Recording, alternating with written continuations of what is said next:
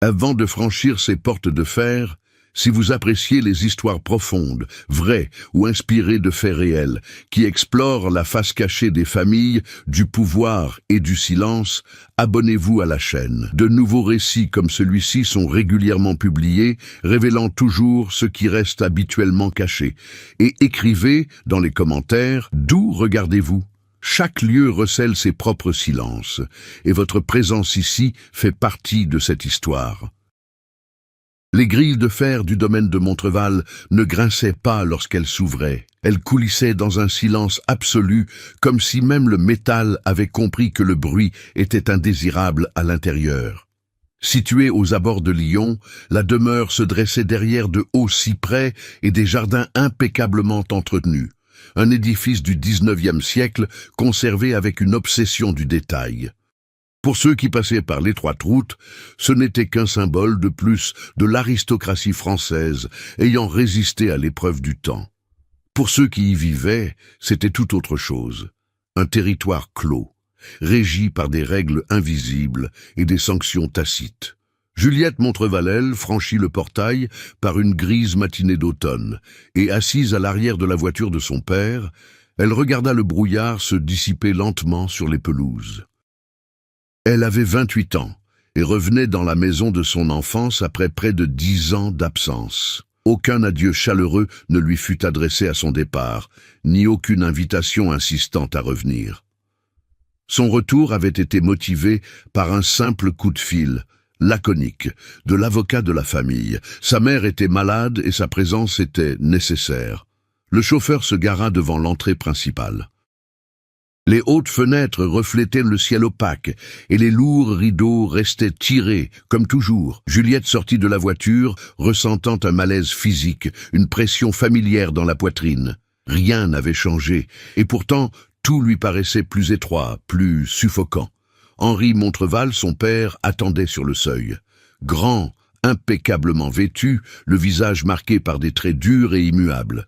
Il ne tint pas les bras, ne laissa paraître aucune surprise. Il se contenta d'un léger hochement de tête, comme pour confirmer une transaction attendue. Juliette traversa le couloir sans ralentir. Le sol de marbre résonnait doucement sous ses pas, et les vieux tableaux, portraits d'ancêtres, au regard sévère, semblaient la suivre du regard. L'air embaumait la cire, le vieux bois et une odeur plus difficile à définir, une senteur stagnante qui ne disparaissait jamais complètement. La présence de sa mère, Madeleine, se faisait sentir avant même qu'elle ne soit vue. Le silence à l'étage était pesant, presque palpable. Aucun domestique ne circulait, aucun mouvement superflu. Chez les Montreval, on apprenait très tôt que parler peu était une question de survie. Juliette trouva sa mère dans la chambre parentale, allongée, le visage pâle, contrastant avec les draps sombres. Pas de larmes. Pas de mots de réconfort, juste un regard prolongé entre elles, chargé de non-dits. Madeleine détourna le regard la première. En quittant la pièce, Juliette remarqua quelque chose qui n'avait pas été mentionné lors de l'appel. Certaines parties de la maison étaient interdites d'accès. Les portes étaient verrouillées avec de nouvelles clés et les couloirs auparavant accessibles étaient désormais bloqués. Lorsqu'elle interrogea discrètement l'un des rares employés restants, elle ne reçut qu'un regard évasif et une demande de ne pas poser de questions. Le conflit ne s'est pas manifesté par des disputes ou des confrontations directes. Il s'est révélé par l'absence d'explication, par la façon dont le père contrôlait les horaires, par les regards échangés entre les employés, par le fait que certains noms n'étaient jamais prononcés. Quelque chose s'était passé dans cette maison pendant son absence. Quelque chose que personne n'avait l'intention d'expliquer. Cette première nuit, Juliette entendit un bruit venant du jardin intérieur, près de l'ancienne porte secondaire, une porte plus petite, rarement utilisée, dissimulée par la végétation. Ce n'était ni un cri, ni un pas distinct. Un bref bruit, brusquement interrompue. Lorsqu'elle ouvrit la fenêtre, elle ne trouva que l'obscurité et le fer immobile de la grille, fermée comme toujours. Juliette ferma la fenêtre, consciente que ce retour ne serait pas éphémère. L'hôtel particulier de Montreval ne rappelait pas ceux qui pouvaient en ressortir indemnes. Et derrière ces grilles de fer, l'horreur véritable n'avait pas besoin de faire de bruit pour se manifester. Au manoir de Montreval, la routine s'organisait autour d'un rythme rigide, presque rituel. Juliette le remarqua dès les premiers jours. Les repas étaient toujours servis à la même heure, dans la même pièce, avec la même disposition à table. Le silence à table n'était pas imposé par la parole, mais maintenu par des regards calculés et de subtils gestes de désapprobation. Le cliquetis des couverts paraissait trop fort dans cet espace vaste, orné de tapisseries anciennes représentant des scènes de chasse et de domination. Les domestiques restants se déplaçaient comme des ombres. Peu nombreux pour la taille de la propriété, ils adoptaient tous un comportement similaire. Ils ne parlaient qu'à bon escient, évitaient de s'attarder dans les yeux et ne restaient jamais dans une pièce sans raison valable. Juliette reconnut quelques visages de son enfance, désormais marqués par le temps, mais aucun ne semblait disposé à échanger plus que des salutations d'usage. Un pacte de retenue tacite régnait. Le manoir lui-même semblait un organisme vivant, façonné pour l'observation et la surveillance. De longs couloirs menaient à de lourdes portes, dont beaucoup étaient verrouillées. Le plancher grinçait par endroits, comme pour trahir la présence de quiconque osait s'aventurer hors des sentiers battus. Les hautes fenêtres filtraient insuffisamment la lumière, créant des ombres permanentes même en plein jour. La nuit, seules quelques ailes restaient éclairées, toujours les mêmes. Juliette commença à remarquer de subtils changements dans le comportement de son père. Henri Montreval, homme habitué à un contrôle absolu, laissait désormais transparaître des tensions à peine dissimulées. Il passait de longues heures dans son bureau, une pièce lambrissée de bois sombre, où de vieux documents et des coffres-forts métalliques recouvraient les murs. Lorsqu'il partait, c'était à la hâte, comme s'il craignait d'être vu. Il n'expliquait jamais où il allait et refusait toute question. Madeleine, quant à elle, alternait entre des périodes de lucidité apparente et de longs moments de silence absolu. Parfois, elle restait assise sur le lit, le regard fixe sur un point indéfini, les mains tremblantes posées sur ses genoux. À d'autres moments, elle semblait reconnaître Juliette distinctement, mais évitait toute allusion au passé. La chambre de sa mère exhalait une odeur constante de médicaments et de fleurs fraîches, renouvelée chaque jour sans exception.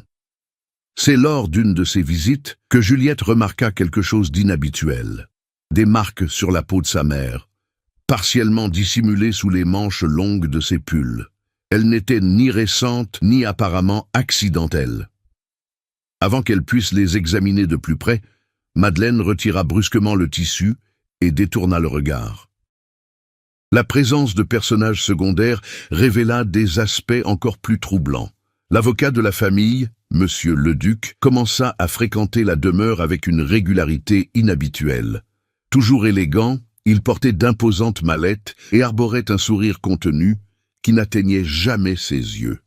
Il s'entretenait longuement avec Henri à huis clos et son arrivée semblait toujours annoncer un changement. Une nouvelle pièce condamnée, un domestique renvoyé, un ordre silencieux se répandant dans la maison.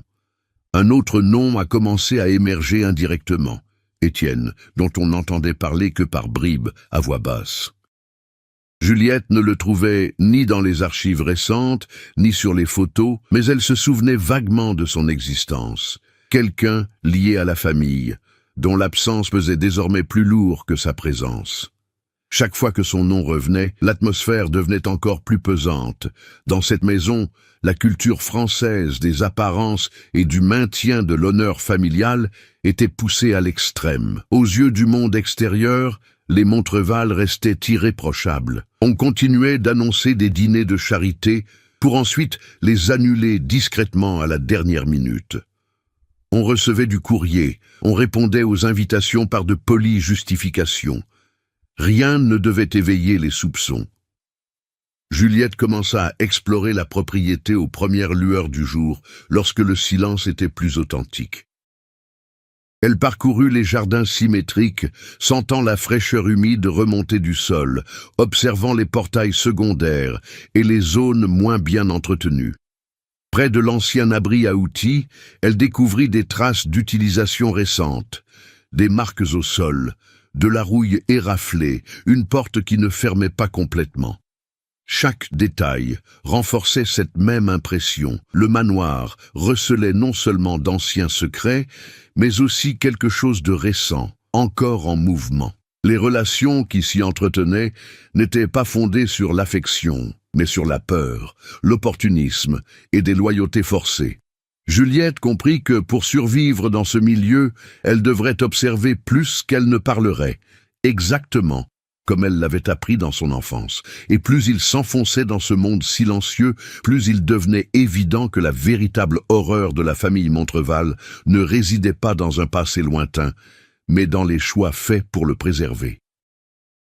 Les premiers signes que Juliette franchissait des limites invisibles apparurent presque imperceptiblement. Un objet déplacé dans sa chambre, la porte verrouillée alors que j'étais certain de l'avoir laissée ouverte. De petites interférences impossibles à prouver, mais qui s'accumulèrent comme des avertissements silencieux. Le manoir réagissait à sa présence active, comme s'il pressentait qu'elle ne se contentait plus d'observer. Les explorations nocturnes exigeaient davantage de prudence. Juliette remarqua que certains passages, auparavant dégagés, étaient désormais sous surveillance. Des bruits de pas se faisaient entendre au loin, toujours hors de sa vue, l'obligeant à rebrousser chemin avant d'être aperçue. Ce n'était pas de la paranoïa. Un matin, alors qu'elle traversait le couloir reliant l'ancienne aile au jardin intérieur, elle découvrit une caméra discrète, installée récemment et camouflée parmi des objets en bois. Cette zone n'avait jamais été surveillée auparavant. Le lendemain, l'un des employés les plus anciens fut licencié sans explication. Juliette se souvenait de lui depuis l'enfance, un homme discret mais attentif, qui semblait toujours en savoir plus qu'il n'en laissait paraître. Son absence se fit immédiatement sentir. Le nouvel employé affecté au jardin évitait toute conversation et gardait les yeux baissés, comme s'il avait reçu des instructions claires sur ce qu'il ne devait pas comprendre. Le conflit avec son père devint plus évident, sans toutefois être jamais exprimé ouvertement. Henri Montreval commença à contrôler l'emploi du temps de Juliette avec une rigueur excessive. Il commentait nonchalamment ses allées et venues ou le temps passé hors de sa chambre, laissant clairement entendre qu'il en savait plus qu'il ne le laissait paraître. Un jour, il déposa un vieux trousseau de clés sur la table, dont une que Juliette reconnut immédiatement, celle du portail secondaire. Sans dire un mot, Henri lui tendit l'objet, puis le récupéra et le glissa dans la poche intérieure de sa veste. Le geste fut bref, mais lourd de sens. Le message était clair. Certaines parties de la propriété ne devaient pas être remises sur le droit chemin. Les tensions s'exacerbèrent lorsque Juliette découvrit, dans une armoire à bibliothèque oubliée, un ensemble de documents anciens mêlés à des papiers récents. Parmi les titres de propriété et la correspondance officielle figuraient des rapports médicaux, des autorisations légales et un contrat signé par Henri et Monsieur le Duc.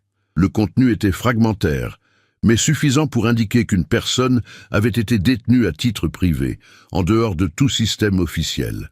Le nom n'apparaissait pas en entier. Seules les initiales étaient répétées sur plusieurs pages, E.M.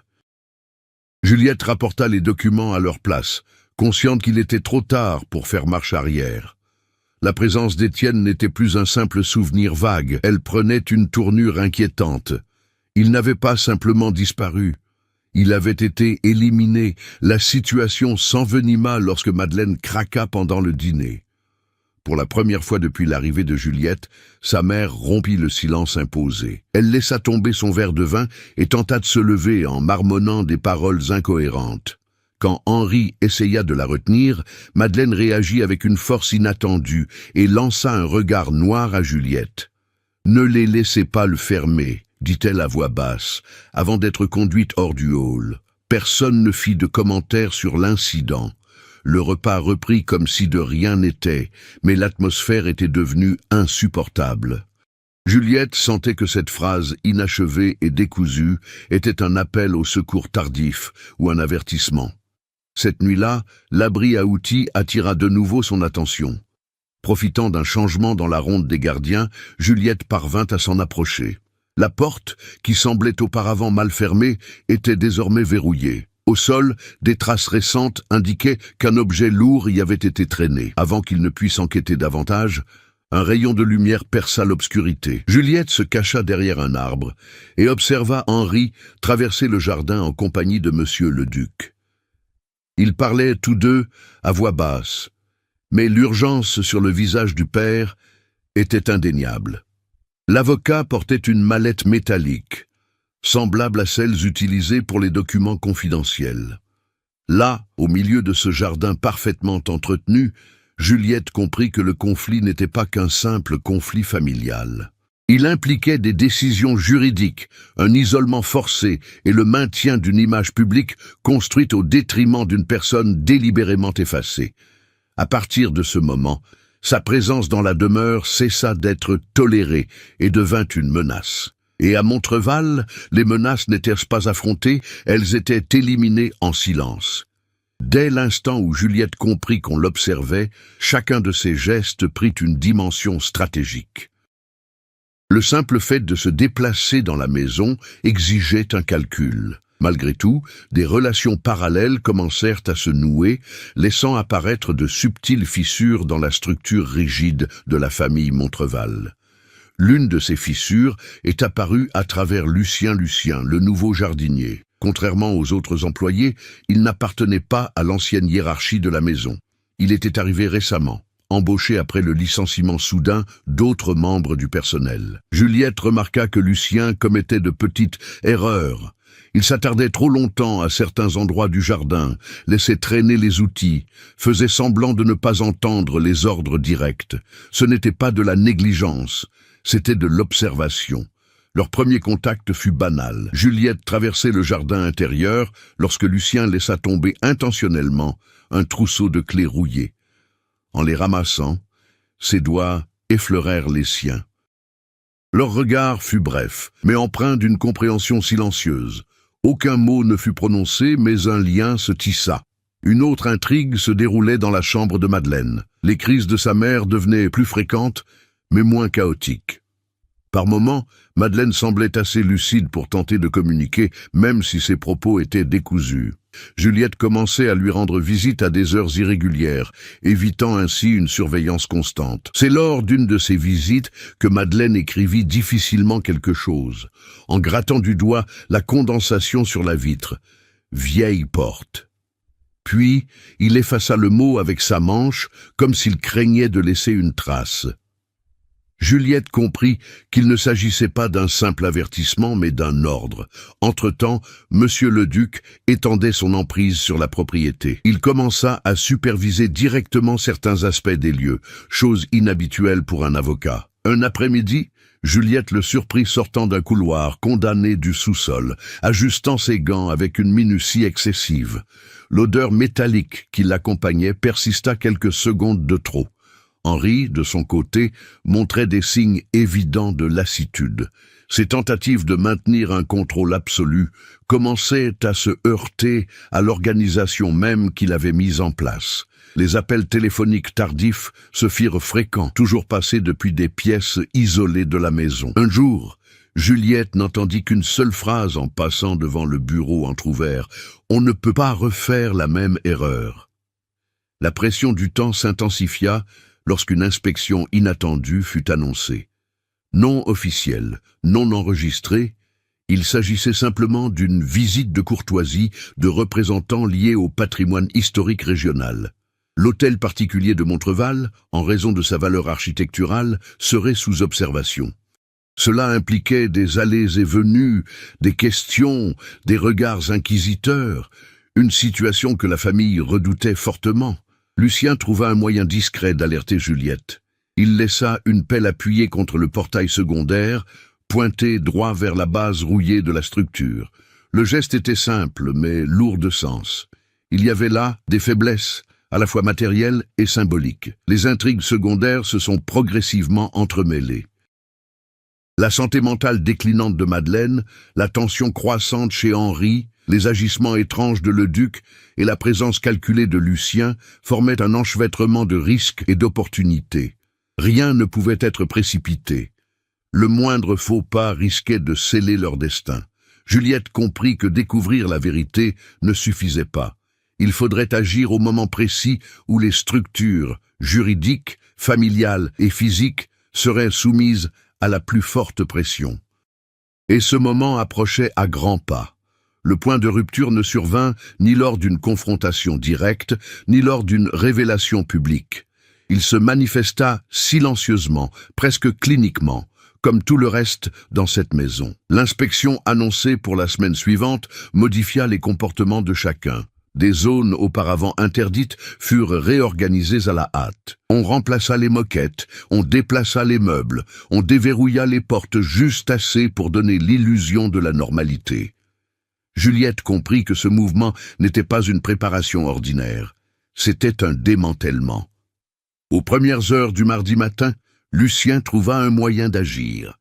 Il déposa une enveloppe sans inscription sous la porte de la chambre de Juliette. À l'intérieur, une simple photo récente, l'abri de jardin ouvert, laissant apparaître un escalier étroit descendant à un niveau inférieur. Au dos, un seul mot écrit à la main. Maintenant, Juliette n'hésita pas. Elle s'habilla discrètement et quitta la pièce au moment précis où les quarts de garde se chevauchaient, créant de brefs angles morts. Le jardin était enveloppé d'un épais brouillard et l'air froid portait une odeur de terre humide et de rouille. La boîte aux lettres était déverrouillée. À l'intérieur, l'escalier menait à un espace souterrain improvisé, bien loin des normes d'habitation. La pièce était exiguë, éclairée par des lampes à la lumière tamisée, reliées par des fils électriques apparents. On y trouvait un lit en métal, une petite table et des chaînes fixées au mur. L'endroit n'était pas ancien, il avait été aménagé récemment. Et quelqu'un était là. L'homme était assis, son corps maigre soutenu avec peine. Son visage portait de profondes cicatrices, non seulement physiques, mais aussi les marques d'un long enfermement. Lorsqu'il leva les yeux, Juliette le reconnut immédiatement. Étienne Montreval, le frère aîné dont l'existence avait été effacée de l'histoire familiale. Avant qu'il ne puisse s'approcher, des pas résonnèrent dans l'escalier.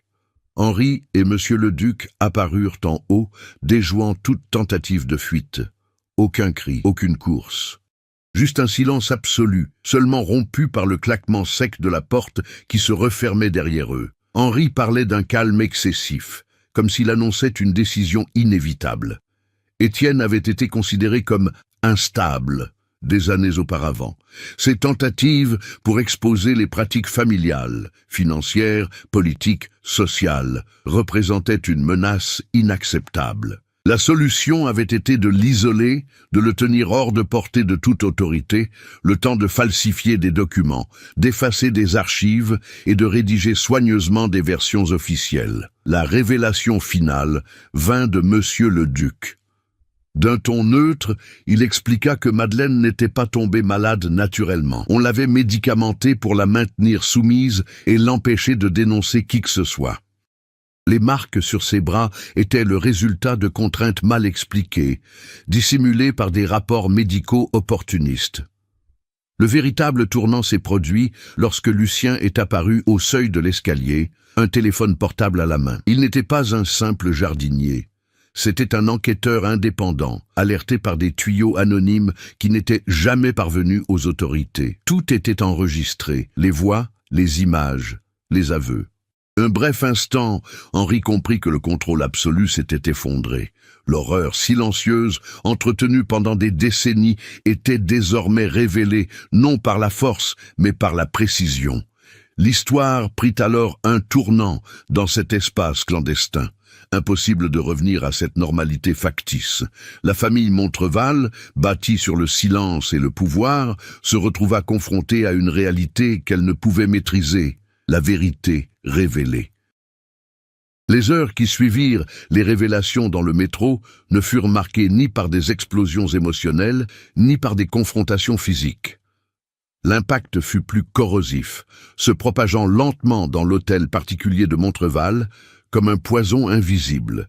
Chaque personnage réagit à la rupture du silence de manière singulière, révélant ce qui était resté caché jusque-là sous le joug de la discipline imposée. Henri Montreval fut le premier à se ressaisir, du moins en apparence. Il ordonna à chacun de regagner sa chambre et tenta de reprendre la situation en main, comme il l'avait toujours fait. Pourtant, quelque chose avait changé dans son attitude. Son regard, d'ordinaire si ferme, trahissait désormais une certaine urgence. Il multipliait les appels, arpentant son bureau, peaufinant ses versions, cherchant des failles juridiques qui n'existaient plus. Pour la première fois, ses décisions semblaient totalement dénuées de fondement. Monsieur le duc garda son sang-froid, mais sa réaction fut encore plus révélatrice. Il rassembla les documents, effaça les fichiers numériques et quitta les lieux avant l'aube, sans prévenir. Il ne tenta aucune négociation, ne proféra aucune menace. Il disparut tout simplement comme celui qui sait reconnaître le moment précis où il faut abandonner une piste perdue. Son absence soudaine créa un vide stratégique qu'Henri ne put combler. Étienne fut retiré de l'espace souterrain et installé temporairement dans une chambre isolée de l'aile ancienne. Son corps réagit mal à cette liberté soudaine. Les mouvements les plus simples lui demandaient un effort, et la lumière naturelle lui paraissait trop crue pour quelqu'un qui avait été maintenu si longtemps dans l'ombre. Pourtant, sa présence bouleversa complètement l'atmosphère de la maison. Il existait, et cela, en soi, constituait une rupture irréversible. Juliette endossa un rôle qu'elle n'aurait jamais imaginé. Elle commença à apaiser les tensions, à organiser les emplois du temps et à veiller à ce que son frère reçoive les soins essentiels sans attirer l'attention. Non par loyauté envers la famille, mais par calcul. Chaque décision devait tenir compte du facteur temps. Plus la réaction du public tardait, plus il serait difficile pour Henri de reconstituer un récit acceptable. La réaction de Madeleine fut inattendue. L'interruption brutale de son traitement lui permit peu à peu de retrouver ses esprits. Le silence qui l'enveloppait auparavant laissa place à une immobilité attentive.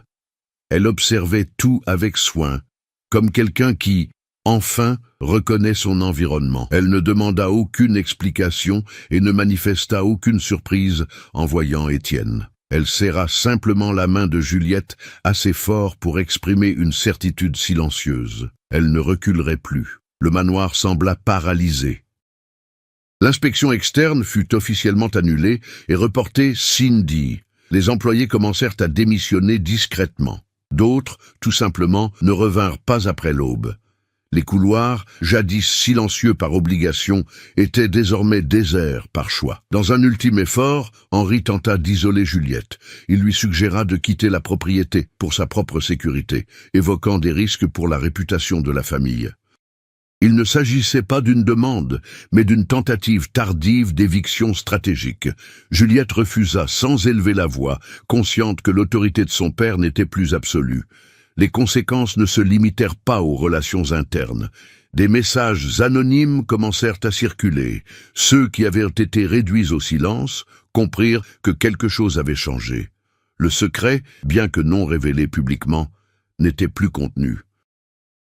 L'édifice bâti au fil des générations commençait à s'effriter non pas dans un fracas, mais en laissant apparaître des fissures. Juliette comprit alors que le plus grand effet de ce tournant n'avait pas été la libération d'Étienne, mais la rupture définitive du pacte de la peur. Les réactions ne furent ni immédiates ni spectaculaires, mais elles furent irréversibles. Et, dans la maison de Montreval, rien n'était plus dangereux qu'un silence qui avait cessé d'obéir. La phase qui suivit n'apporta pas de soulagement immédiat. Au contraire, les difficultés rencontrées exigèrent de Juliette une force qu'elle n'avait jamais eue à développer auparavant. Il ne s'agissait plus de percer des secrets ni de résister à l'emprise de son père, mais de faire respecter des décisions dans un environnement qui se désagrégeait lentement. Étienne commençait à montrer des signes évidents de fragilité psychologique. La liberté qu'il désirait tant se révélait un territoire hostile. Des bruits inattendus le faisaient sursauter. Les portes fermées provoquaient des crises silencieuses, et la simple présence d'Henri dans la même pièce suffisait à le paralyser.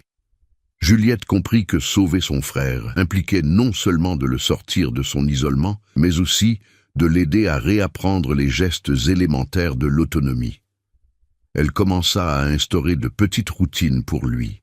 De courtes promenades dans le jardin à l'aube, quand le manoir dormait encore. Des repas simples à l'écart du hall principal.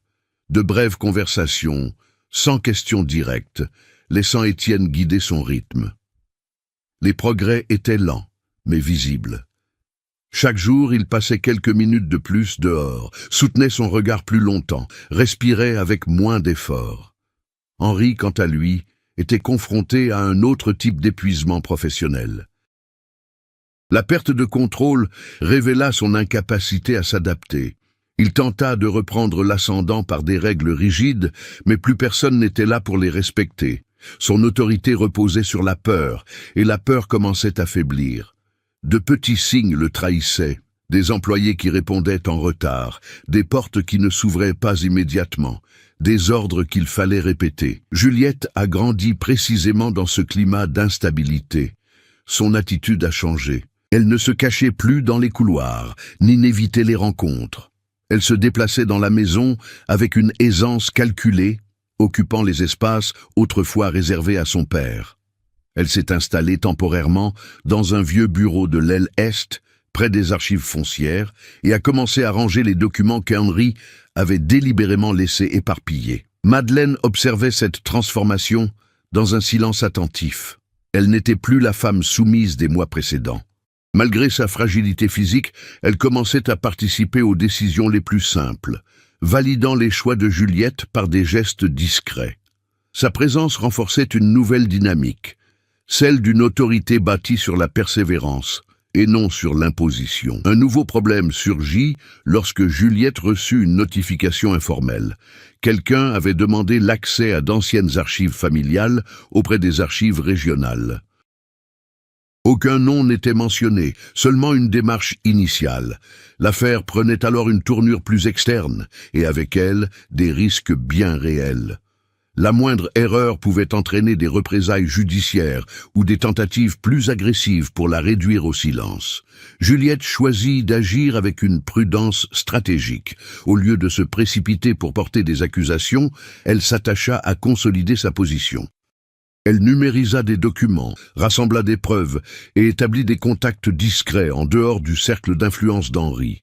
Chaque action fut mûrement réfléchie afin d'éviter de reproduire les erreurs de son frère, qui avait affronté de front le pouvoir familial et en avait été broyé.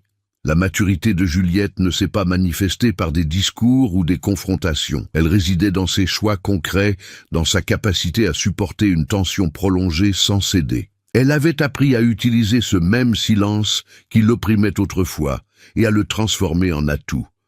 Au terme de cette phase, Juliette comprit qu'elle ne se confrontait pas seulement à l'héritage de la famille Montreval. Elle devenait quelque chose qui n'avait jamais été permis dans cette maison.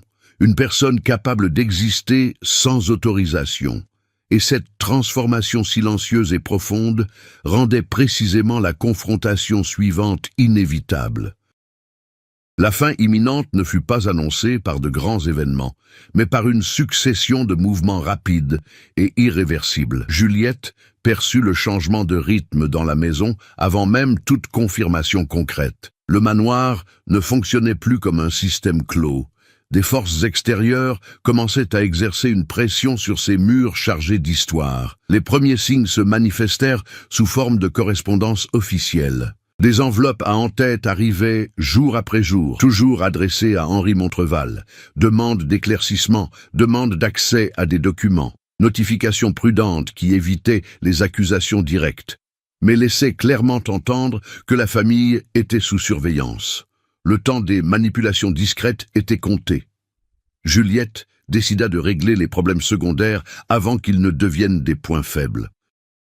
Il s'assura qu'Étienne soit temporairement transféré hors de la propriété, pris en charge par une clinique privée discrète, hors de la sphère d'influence familiale. La décision fut prise sans consulter son père. Henri ne la prit qu'une fois la voiture passée le portail. Sa réaction fut contenue, mais son regard trahissait un calcul désespéré. Lucien réapparut une dernière fois. Il trouva Juliette dans le jardin intérieur à l'aube et lui remit un petit appareil scellé. Il n'en expliqua pas le contenu.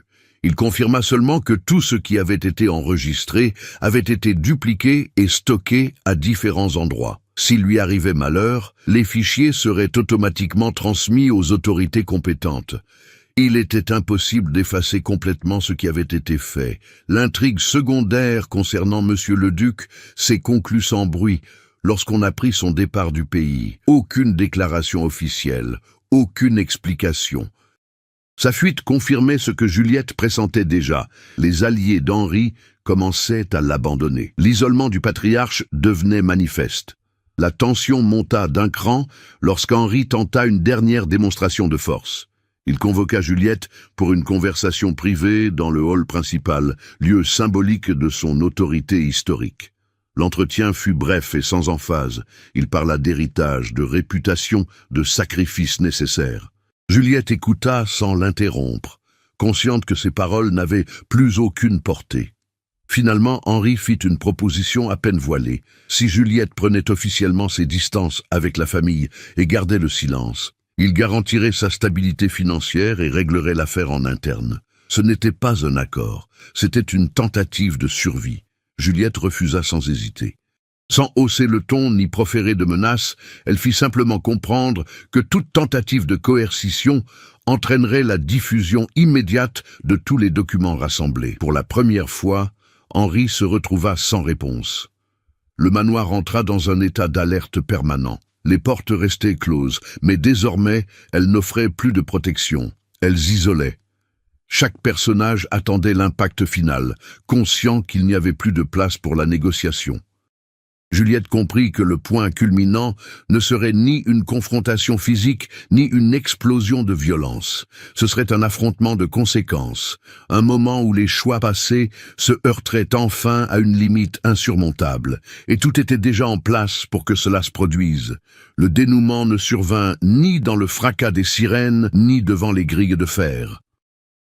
Il se produisit par un matin glacial, lorsque le manoir de Montreval s'éveilla dans un silence anormal, non pas celui de la peur, mais celui de l'épuisement, le genre de silence qui précède une chute inévitable. Juliette se trouvait dans son ancien bureau de l'aile Est lorsqu'elle reçut la confirmation finale.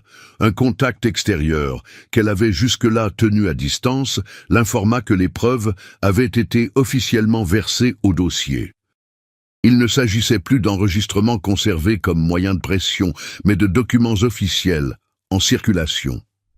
La machine institutionnelle s'était mise en marche. Peu après, le portail principal s'ouvrit de nouveau, cette fois pour des véhicules n'appartenant pas à la famille. Aucune résistance ne s'opposa, aucun employé ne tenta d'empêcher l'entrée. Henri observait la scène depuis la fenêtre du salon, immobile, comme si l'activité extérieure ne le concernait plus. L'homme qui, pendant des décennies, avait contrôlé le moindre détail de la propriété, contemplait désormais cette intrusion dans la normalité avec une passivité troublante. Les autorités ont fouillé la demeure avec une précision chirurgicale. Leurs recherches n'étaient pas menées au hasard, elles savaient exactement où aller. Le sous-sol improvisé a été isolé, photographié et répertorié. Les chaînes, le lit en métal, les faux dossiers médicaux, tout ce qui existait en marge de la loi était désormais considéré comme une preuve irréfutable. Henri fut conduit dans une pièce à l'écart. Pas de menottes visibles, pas de paroles acerbes. Juste la déchéance symbolique de son autorité. Il tenta de parler une seule fois, évoquant des malentendus familiaux et des exagérations, mais fut interrompu avec un calme professionnel. Pour la première fois, sa voix ne dominait plus l'espace. Madeleine, assise, enveloppée dans un châle sombre, observait la scène. Elle ne pleura pas. Elle ne manifesta aucun soulagement immédiat. Elle ferma simplement les yeux quand Henri quitta la pièce, comme quelqu'un qui acceptait enfin la fin d'une longue attente.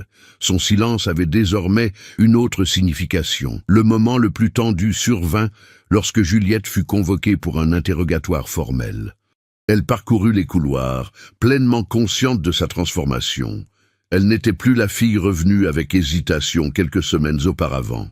Son attitude était ferme, ses gestes maîtrisés. Elle ne disait que l'essentiel, présentait des documents, confirmait les faits. Chaque mot était précis, sans excès d'émotion.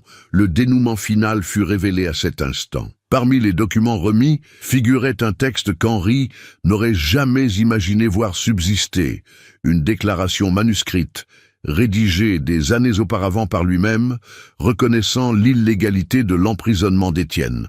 Elle avait été écrite par précaution, au cas où ses alliés échoueraient. Juliette l'avait trouvée parmi des papiers apparemment sans importance et l'avait gardée secrète. Les preuves ont écarté toute possibilité de défense plausible. Le patriarche de la famille Montreval ne tomba ni à cause d'une trahison extérieure, ni d'une attaque directe. Sa chute fut due à un contrôle excessif, à une bureaucratie démesurée et à la conviction que le silence pouvait être maintenu indéfiniment. L'horreur silencieuse qui avait soutenu son autorité devint l'instrument de sa perte. Lorsque les grilles de fer se refermèrent, ce n'était plus pour protéger le manoir, mais pour marquer la fin d'une époque. Juliette resta dans la cour intérieure, écoutant le dernier écho des pas qui s'éloignaient. Le dénouement n'a pas été explosif. Il a été précis et irréversible. Le temps s'écoula différemment après la chute du patriarche. Il n'y eut pas de rupture immédiate avec le passé, mais un lent vidage de tout ce qui avait soutenu la famille Montreval pendant des générations. Le manoir demeurait debout, aussi imposant qu'auparavant, mais dépouillé du poids symbolique qui l'avait rendu oppressant. Le silence, jadis imposé, n'était plus qu'une simple absence de bruit. Henri Montreval fut officiellement démis de tout pouvoir sur la propriété au fil des procédures judiciaires. Son rôle, autrefois central, se fondit dans le labyrinthe des procédures légales, des avis d'experts et des documents. Il ne dictait plus les règles, ni ne contrôlait les versions des faits. Son existence se résumait désormais à ses propres choix. L'aristocratie qui l'avait si longtemps entouré conserva une distance prudente, révélant la fragilité des alliances fondées sur l'opportunisme. Madeleine entama un lent processus de guérison. Grâce à des soins appropriés, elle commença à recouvrer des fragments d'autonomie qui lui avaient été refusés. De petits gestes marquèrent ce changement. Choisir ses vêtements, marcher sans surveillance constante, ouvrir des fenêtres restées closes pendant des années. Elle ne cherchait ni rédemption ni explication tardive. Elle réapprenait simplement à vivre hors de l'enfermement. Loin du manoir, Étienne progressait discrètement mais régulièrement. Ce contact limité avec le passé lui permit de commencer à reconstruire son identité, à se détacher du rôle de prisonnier qu'on lui avait imposé. Aucune promesse de guérison complète ne lui était faite, mais il y avait quelque chose de plus concret. Une continuité. Pour la première fois, son avenir n'était plus en suspens. Juliette prit en charge la transition de la propriété, non pas pour préserver l'héritage familial, mais pour mettre fin à ses excès. Des zones interdites furent ouvertes, les archives classées et les employés restants licenciés avec dignité. Le manoir cessa d'être un territoire de contrôle absolu et devint un espace gérable, soumis à des règles extérieures. Les conséquences, à long terme, commencèrent à se faire sentir au-delà des murs de la prison. Le nom de Montreval fut cité dans des contextes auparavant inimaginables, associés à des enquêtes, des débats sur les abus de pouvoir et le recours à l'influence pour étouffer des affaires criminelles. Il n'y eut pas de sensationnalisme immédiat, mais l'impact fut profond et durable. La réputation bâtie sur les apparences et les omissions s'effondra avec une rapidité surprenante. Juliette observait ce processus avec un détachement conscient. Elle ne recherchait ni la reconnaissance publique, ni ne se présentait comme une victime ou une héroïne. Son parcours n'avait pas été une question d'exposition, mais de limite.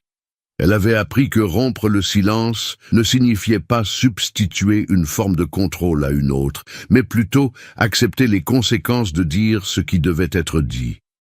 Alors qu'elle traversait les jardins une dernière fois avant l'hiver, Juliette comprit que la véritable conclusion ne résidait pas dans le châtiment d'Henri, mais dans la fin de la logique qui avait soutenu cette famille. L'horreur silencieuse avait perdu son sens. Dès lors, l'hôtel particulier de Montreval n'était plus qu'un vieux bâtiment, et non plus une prison déguisée en demeure. Des mois plus tard, les grilles de fer du domaine de Montreval restaient closes, mais elles ne symbolisaient plus l'isolement. L'hôtel particulier était en attente de décisions administratives, d'études de classement et d'éventuelles nouvelles affectations. Le passé n'avait pas été effacé, il avait été consigné. Juliette ne fréquentait l'endroit que rarement. Elle n'arpentait plus les couloirs en sentinelle, mais comme une personne qui reconnaît un espace clos. Lors d'une de ses visites, elle s'arrêta devant l'ancienne porte secondaire, désormais rouillée et définitivement inutilisable. Elle effleura le métal froid un instant, puis poursuivit son chemin sans se retourner. Le silence persistait, mais, pour la première fois, plus rien n'était caché. Des histoires comme celle de la famille Montreval ne relèvent pas uniquement de la fiction. Elles se dissimulent dans de longs silences, au sein de structures de pouvoir qui semblent trop solides pour être remises en question. En suivant ce récit jusqu'au bout, vous aussi avez franchi des portes invisibles, celles qui séparent l'apparence de la vérité. Si cette histoire vous a fait réfléchir, partagez vos impressions. Qu'est-ce qui vous a le plus marqué? Le silence, la maîtrise ou la rupture finale? Croyez-vous que l'horreur la plus dangereuse est celle qui ne fait aucun bruit? Laissez un commentaire, partagez cette histoire avec ceux qui apprécient les récits profonds et abonnez-vous à la chaîne pour découvrir d'autres histoires qui explorent la face cachée des relations humaines, du pouvoir et des choix qui façonnent les destins. Parfois, raconter une histoire est le premier moyen de briser le silence. And for once, we actually do have enough copper. This is a miracle. Okay, well, now what the fuck do we do? Do we have a quest or something? Day 1.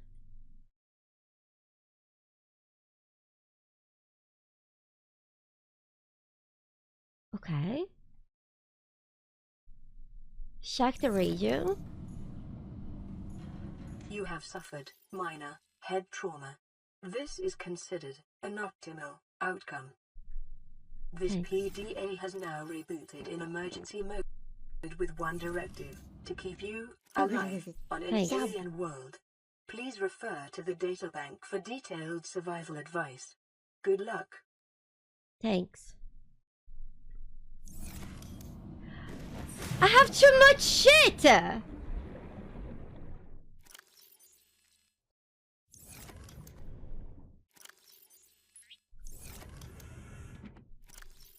have way too much shit.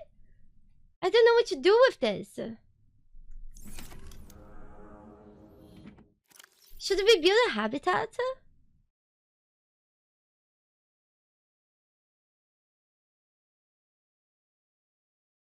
We have a concussion with you.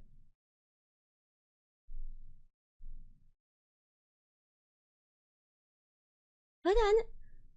Fumad, thank you so much for your support to Blackjack and Hookers for money. I hope you enjoy your body emotes. I drew them myself with lots of love. And I do have a high five emote that you can get. I've been high-fiving people since my very first stream over 10 years ago. I hope you enjoy the high five emote. High five!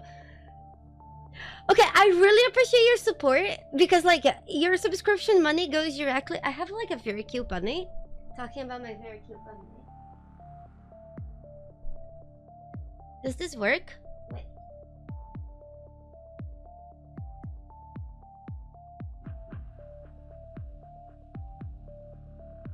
Is this your boy? Hello? Is it now working? God damn it. You guys. Is it now working? Absurd. Don't fear the dark. Follow my voice. It's not working.